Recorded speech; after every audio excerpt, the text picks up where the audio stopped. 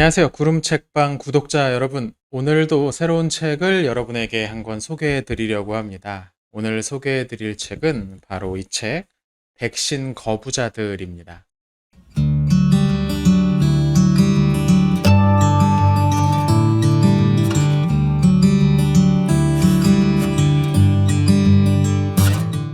이번에도 책 제목이 흥미롭죠?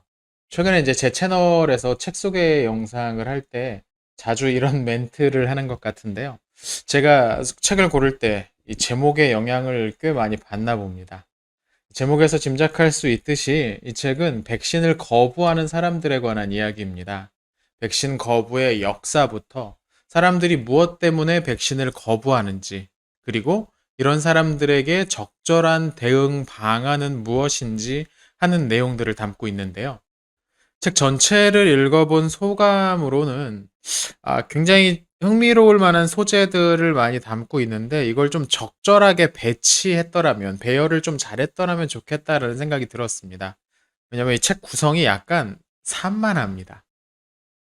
그래도 이 책 안에 우리가 기억할 만한 내용들이 많이 있어서 오늘은 그 내용 중심으로 여러분에게 좀 소개를 해드리려고 합니다.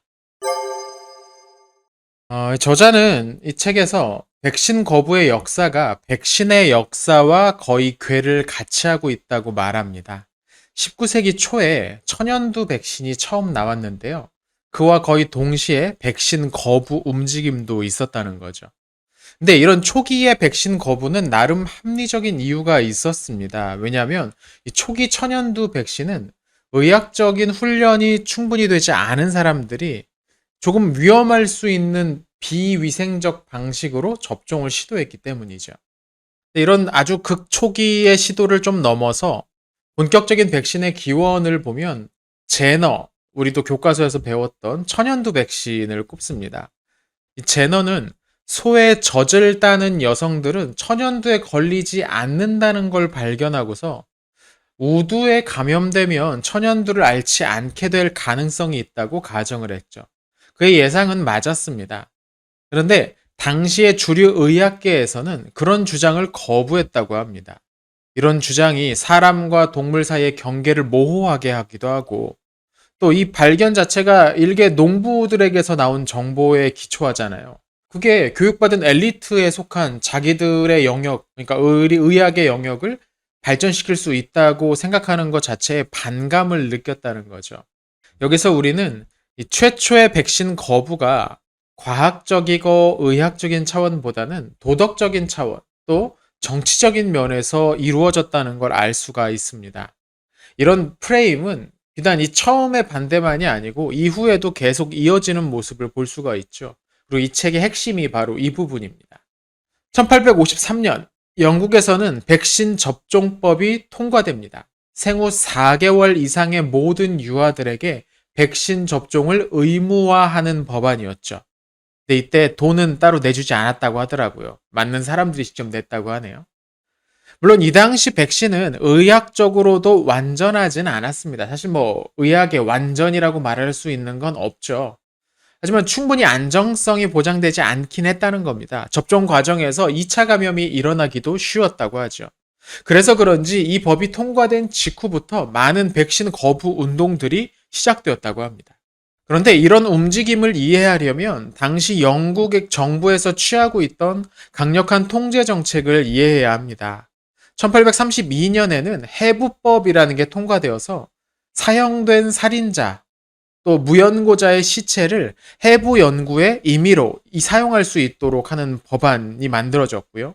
또 전염병법은 성매매 의혹이 있는 사람들은 동의하든 말든 무조건 성병 검사를 강제하는 그런 내용을 담고 있기도 했습니다. 그러니까 상황이 이렇다 보니까 백신 의무 접종을 정부가 사람들의 몸을 강제로 지배하려고 하는 것처럼 사람들이 느꼈다는 거죠. 법안이 통과된 지 얼마 후에 존 깁스라는 사람은 백신 접종법이 개인의 권리를 침해하고 또 의료 관계자들의 이익을 위한 것이라는 이유로 반대에 나섰습니다. 자기 몸은 자기가 마음대로 할 수 있는 권리가 있다는 거죠. 사실 이런 입장은 오늘날 백신 거부자들의 논리와도 닿아 있습니다. 20세기에도 우리가 잘 아는 간디 같은 사람들에게서 비슷한 입장을 발견할 수가 있다고 하더라고요. 간디는 천연두에 대해서 이건 전염성이 전혀 없고 장에 생긴 문제가 피를 탁하게 만들어서 그게 밖으로 나오는 것이다 라고 주장했습니다. 당연히 이 천연두를 예방하기 위해서 백신 접종 같은 건 필요가 없고 이런 백신 접종은 미개한 발상이다. 종교와 도덕에 위배되는 것이다 라고 말하기도 했죠. 백신을 맞을 바에야 천연두에 걸리거나 죽는 게 낫다고 쓰기도 했다고 합니다. 물론 간디의 이런 주장은 의학적으로 허무맹랑한 거짓이었습니다. 하지만 당시 그 백신 접종이 인도를 압제하고 있는 영국 정부에 의해서 강제되고 있었다는 점을 생각해 보면 그의 입장을 조금은 이해해 볼 여지가 있겠죠. 간디의 백신 거부도 의학적이거나 과학적인 근거에서라기보다는 정치적인 행위였던 겁니다. 백신 거부자들이 자주 인용하는 것은 그들의 입장을 지지하는 것 같은 논문들입니다. 이 백신 거부 운동에서 가장 유명한 논문 중 하나는 앤드류 웨이크필드라는 인물이 1998년에 발표한 아동의 회장 결절성 림프양 증식증, 비특이적 염증, 전반적 발달 장애라는 글에서입니다. 이름부터 굉장히 어렵죠. 이 논문에서 웨이크필드는 당시 영국에서 제공되는 MMR 백신과 일부 아이들에게 나타났던 자폐성 퇴행 사이에 연관성이 있다고 주장했습니다. MMR 백신은 홍역, 볼거리, 홍진 이런 예방 백신입니다. 이 백신은 1살 전후의 유아들에게 접종하는 백신입니다. 만약에 이 논문이 사실이라면 빨리 이 백신 접종을 재고해 봐야겠죠. 하지만 이 논문은 얼마 가지 않아서 일종의 과학적 사기라는 게 밝혀졌습니다. 논문을 게재했던 학술지에도 2010년엔 이 논문을 철회해 버렸죠. 이후 웨이크필드는 조사를 받은 후에 결국 의사 면허까지 취소되고 맙니다. 하지만 영국에서 그런 사건을 저지르고서 미국으로 건너가더니 마치 자신이 백신 거부로 인해서 핍박받는 순교자인 양 행세하면서 꽤 큰 돈을 벌고 있다고 하더라고요. 하여튼 미국이란 나라는 특이한 나라입니다. 웨이크필드는 일종의 자폐증을 앓고 있는 아이들의 부모로부터 돈을 받고 이 연구를 진행했다고 합니다. 웨이크필드에게 돈을 준 부모들은 그 백신 제조사들을 대상으로 소송을 제기한 상태였죠. 아마도 이런 결론을 가진 논문이 소송에 유리하게 사용될 수 있다고 판단했을 가능성이 높습니다. 돈을 준 사람들에게 유리한 결론을 내는 논문을 쓴 건데요. 분명히 이해 충돌 사항인데 웨이크필드는 이 사실을 밝히지 않았다고 합니다. 물론 돈을 받았다고 하더라도 백신과 자폐증 사이에 분명한 연관성이 있다면 도덕적인 비난과는 별개로 백신의 위험성에 대해서 다시 생각해 봐야 될 겁니다. 그런데 학자들은 웨이크필드가 제시했던 그 가설을 재현할 수가 없었습니다. 그의 연구 설계에도 많은 문제가 있었음이 밝혀지죠. 후에 웨이크필드의 연구보다 훨씬 더 많은 참여자들을 대상으로 한 여러 연구들이 수행되었지만 이 백신과 자폐증 사이의 연관성은 발견되지 않았습니다. 하지만 이미 많은 사람들은 이 백신을 자폐증과 연결지어서 생각하기 시작한 상황이었죠. 웨이크필드의 논문이 처음 나왔을 때 당연히 온갖 언론에서 이를 대서특필했습니다. 이게 정말이라면 굉장히 중요한 내용이잖아요. 영국의 가디언은 일면에 어린이에 대한 주사를 조심하라 라는 제목을 달아서 보도했고 그 결과 이 MMR 예방접종률이 다음 해에는 91.5%에서 79%로 떨어지고 말았습니다. 10% 넘게 떨어진 거죠. 더 많은 아이들이 위험에 처하게 된 겁니다. 그런데 문제의 논문이 잘못되었다는 결과들이 발표된 후에 언론의 태도는 이전과는 달랐습니다. 백신이 자폐증과 관련이 있다는 뉴스는 사람들에게 이슈가 되지만 둘이 관련이 없다는 건 사람들의 눈길을 끌지 못하기 때문이죠. 이 책의 저자는 많은 뉴스 매체가 백신 접종에 관해서 말할 때 기계적인 균형을 맞추기 위해 지나치게 애쓰고 있다고 말합니다. 과학적인 내용엔 기계적인 균형을 잡는 게 말이 안 된다는 거죠. 이게 맞으면 저건 틀린 거잖아요. 근데 양측을 동등한 가치를 갖고 동등한 무게로 동등한 빈도로 다룬다? 이건 문제가 있는 거죠. 그렇게 억지로 균형을 잡으려다 보면 웨이크필드 같은 사기꾼의 주장까지도 마치 비중 있는 것처럼 다를 수밖에 없다는 겁니다. 사실 이건 우리나라 언론들도 크게 다르지 않은 것 같아요. 우리나라 언론에서 자주 쓰는 수법이 뭐냐면 양비론 또는 양시론입니다. 둘 다 틀렸다. 이것도 일리가 있고 저것도 일리가 있다. 이렇게 이야기를 해버리면, 그러니까 어떤 대안이 제시되더라도 그 대안이 집중을 받지 못하고 그것에 대해서 무조건 비판하는 사람들의 목소리도 무조건 그만큼 실어버리면서 전체적으로 중요한 이 의견이 사라져버리게 만드는 그런 일들을 언론에서 자주 벌이고 있죠. 코로나19 초기부터 마치 언론들은 무슨 경마 중계하듯이 확진자 수를 보도하기 시작했습니다. 그리고 검증되지 않은 온갖 종류의 주장들을 지면에 실어오기도 했죠. 백신 접종이 시작된 이후에도 충분히 검증되지 않은 부작용 사례들을 경주하듯 보도하면서 백신에 대한 불신을 조장해 왔죠. 결과적으로 백신 접종률을 떨어뜨려서 사회를 위험하게 만드는데 한몫을 한 게 바로 이 언론들입니다. 외국의 경우엔 유명 인사들도 이런 움직임에 힘을 더했다고 합니다. 제니 맥카시라는 이름의 미국 배우는 오프라 윈프리 쇼나 레리킹 라이브 같은 유명한 토크쇼에 출연해서 이 백신이 자폐증을 일으킨다는 주장을 그냥 막 쏟아냈다고 하죠. 또 다른 배우인 제나 엘프먼 같은 사람은 백신 접종의 그 예외 기준을 조금 더 엄격하게 바꾸는 백신 면제 법안 개정에 반대하는 집회에 참여하기도 했다고 합니다. 우리가 잘 아는 미국의 전 대통령 트럼프도 당선 전에 백신에 반대하는 트윗을 여러 번 올리기도 했다죠. 그리고 실제로 당선된 후에도 이 백신 접종에 관해서 굉장히 의심스럽게 보면서 미국의 백신 접종률을 떨어뜨리는데 혁혁한 공을 세웠죠. 미국의 ABC 방송국 같은 경우는 가상의 백신 속 보존제가 자폐증을 일으켰다는 아이디어를 가지고 그런 설정으로 드라마를 만들어서 방송하기까지 했다고 합니다. 유튜브나 페이스북을 비롯한 개인 소셜 미디어의 발달도 이런 상황을 심각하게 만드는데 한몫을 합니다. 주로 온라인에서 뉴스를 얻는 사람들은 음모론을 더 믿는 경향이 있는데 문제는 인터넷 사용자의 약 80%가 온라인으로 건강에 관한 정보를 검색하고 있다는 거죠. 언제나 자극적인 내용을 좀 더 비중 있게 다루는 소셜미디어의 특성상 백신에 관한 부정적인 어조가 사람들한테 주목을 더 많이 받고 있습니다. 그리고 그런 내용이 훨씬 더 많죠. 백신 거부 관련 페이스북 페이지마다 수만 명에서 수천 명씩 사람들을 모으고 있는 실정이라니까요. 일부 백신 거부자들은 자연적인 것일수록 좋다는 믿음에 따라서 백신을 거부하기도 합니다. 사실 이 포인트는 오늘날 수많은 마케팅에서 이용하는 수법이거든요. 대표적인 게 화학 조미료 말고 천연 조미료가 더 건강하다라는 믿음입니다. 소위 MSG 공포증인데요. 오늘날 이 MSG라고 불리는 조미료는 사실 사탕수수나 사탕무 같은 걸 발효시켜서 만듭니다. 그리고 이건 우리가 먹는 거의 모든 음식 속에서 발견되는 성분이죠. 고기와 채소 그런 거 여러 가지 넣고서 끓여서 만든 음식이 풍미는 더 좋을지 모르는데 우리의 미각이나 체내 흡수의 영역에서는 큰 차이가 없습니다.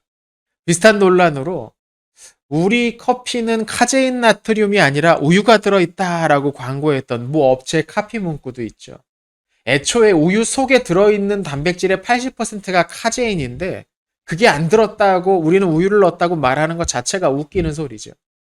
근데 단순히 이 음식을 먹고 말고라면 기호에 따라서 얼마든 개인이 선택하면 그만입니다. 하지만 백신과 관련해서 이런 주장이 커지면 문제가 되죠. 백신은 인공적인 것이고 그러니까 좀 더 나은 자연적인 방식으로 하는 게 건강에 좋다 이런 생각이 들면 난리가 나는 겁니다. 저도 이 책을 읽으면서 처음 본 내용이었는데요. 수두 파티라는 게 있대요.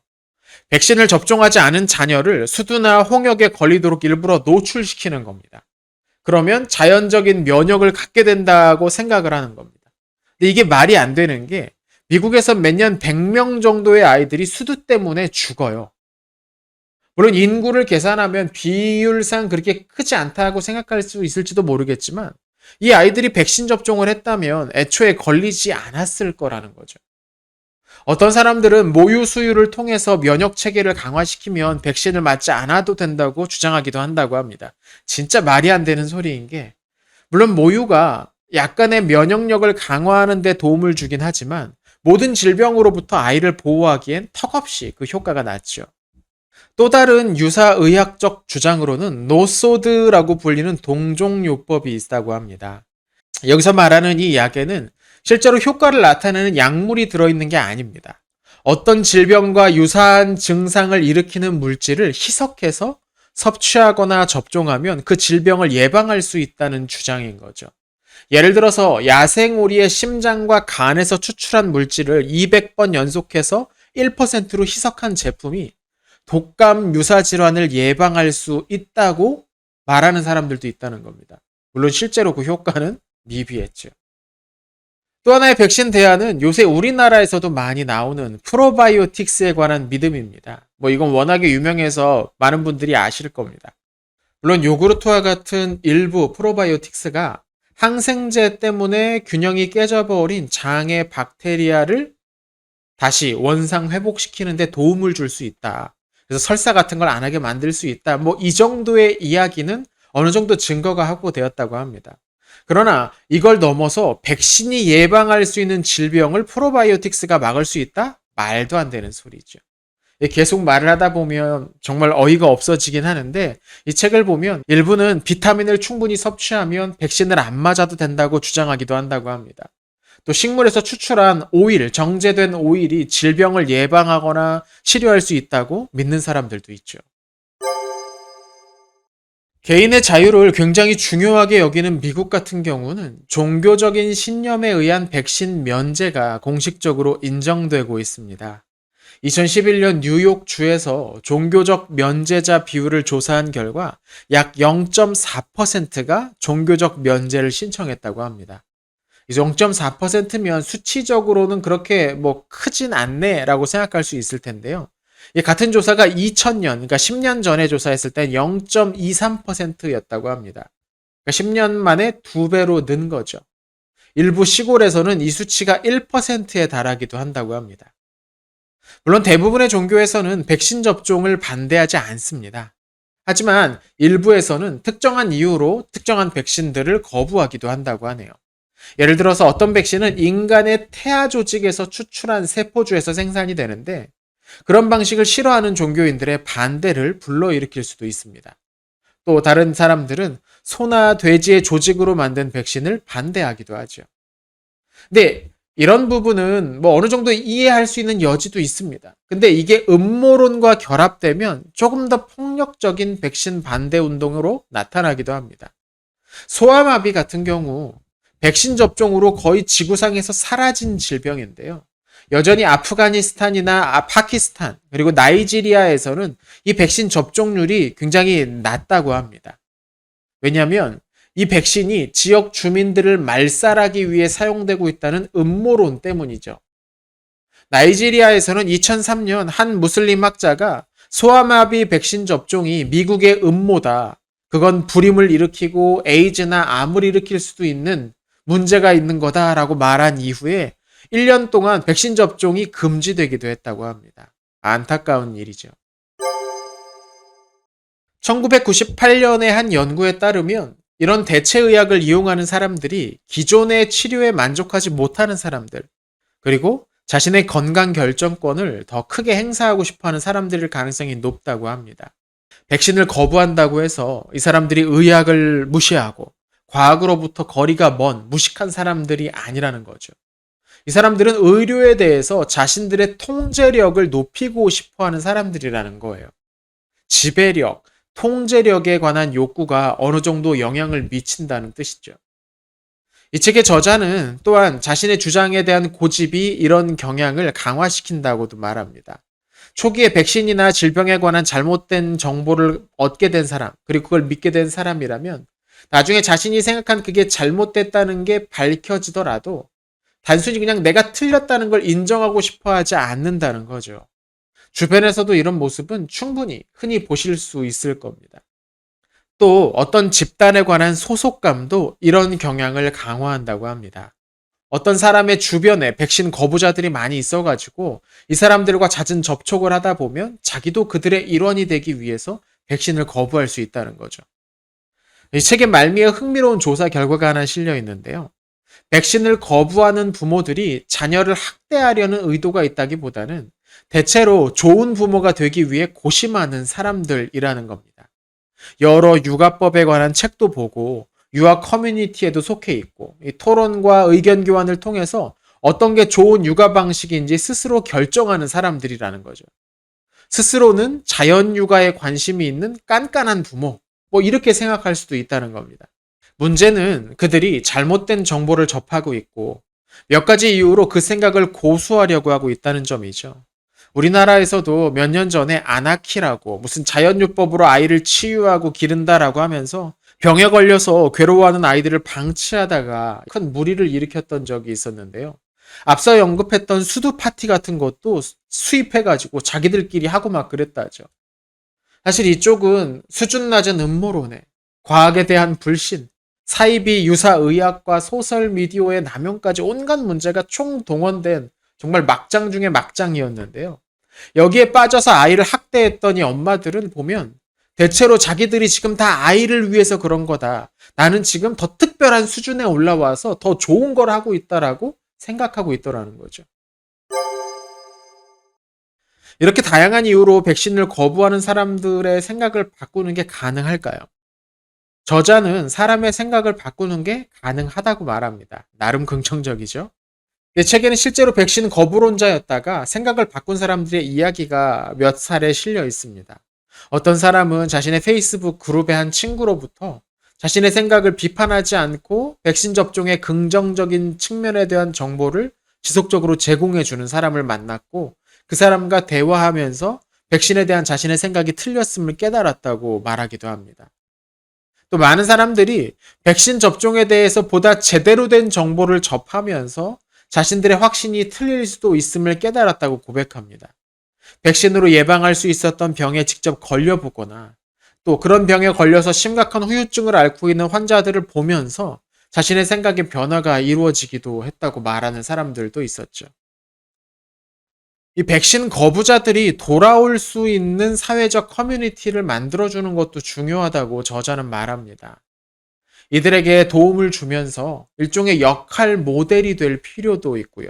이 사람들이 고집이 굉장히 센 사람들일 가능성이 높기 때문에 그리고 내가 결정해야 돼라는 어떤 그런 강박관념이 있는 사람들이기 때문에 억지로 정보를 주입하려고 하거나 너 틀렸어라고 하면서 비난하는 건 오히려 역효과를 낼 수도 있다고 하네요. 저자는 이 사람들이 스스로 제대로 된 정보를 찾을 수 있도록 출처를 제공하는 것이 사실을 직접 알려주는 것보다 효과적일 수 있다고 말합니다. 이들은 스스로 조사를 해서 결단을 했다는 사실 자체에 자부심을 갖고 있기 때문이죠. 조금 힘들긴 합니다. 우리나라에서도 이제 단계적인 방역 완화 정책을 사용하기 시작을 했죠. 저도 얼마 전에 백신 2차 접종을 완료했는데요. 여전히 아직 백신을 접종하지 않고 있는 사람들이 많이 있죠. 물론 면역력이 아주 떨어져 있어서 맞을 수 없거나 특별한 알레르기 증상이 있거나 그런 분들이 어쩔 수 없을 겁니다. 그런데 이 책에서 이야기한 것들 같은 잘못된 믿음 때문에 백신 접종을 거부하고 있다면 이분들의 생각을 서둘러 바꾸는 것이 우리 사회가 해야 될 다음 과제가 아닌가 싶습니다. 백신 미접종자가 늘어나면 사회적인 방역이 깨져버리게 되는 거고 그렇게 되면 정말로 필요한 이유 때문에 백신을 맞을 수 없는 사람들 그리고 아주 어린 아이들 이런 사람들에게 피해를 끼칠 수가 있기 때문이죠.